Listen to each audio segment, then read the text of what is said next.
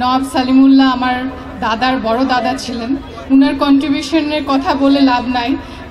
আমি নিজে ঢাকা ইউনিভার্সিটিতে মার্কেটিংয়ে পড়েছি, অথচ আমাকে বেতন দিয়ে পড়তে হয়েছে।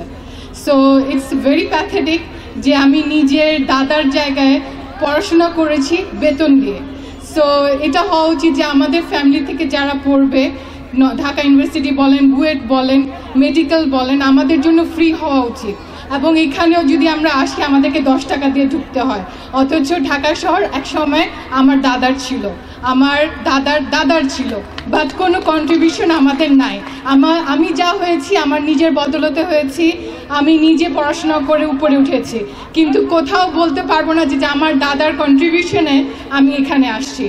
সো ঢাকা ইউনিভার্সিটিতে পড়তে হলেও আমাদেরকে টাকা দিয়ে পড়তে হয়, অথচ আমার দাদা এটা ডোনেট করছে, বুয়েট করেছেন, মেডিকেল করেছেন, কিন্তু কোথাও বলা হয় না। এখন বলা হয় ঢাকা মেডিকেল কলেজ, কিন্তু এটা তো আসলে Salimullah medical college. So it should be changed, যাতে উনার কন্ট্রিবিউশন যেন সবাই জানে, এই নতুন জেনারেশন তারা জানে না। সো আমি চাই যে এই জিনিসগুলো যেন এই যারা আসছেন তারা যেন এগুলাকে ঠিক মতো প্রচার করেন।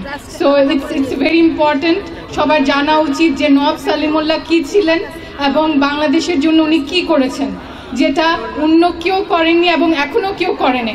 ইভেন আপনি চিন্তা করেন ঢাকা ইউনিভার্সিটি এটা যা দেওয়া হয়েছে, এই জায়গাটুকু শুধু অতটুকুই আছে, এটা কোনো ডেভেলপমেন্ট হয়নি। কেন? ডেভেলপমেন্ট হওয়া দরকার, কারণ আমরা শুধু জায়গা দিয়েছি।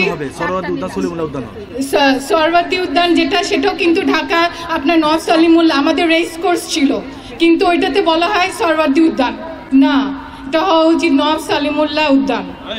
সো আমরা এটা দাবি করি। Thank you very much.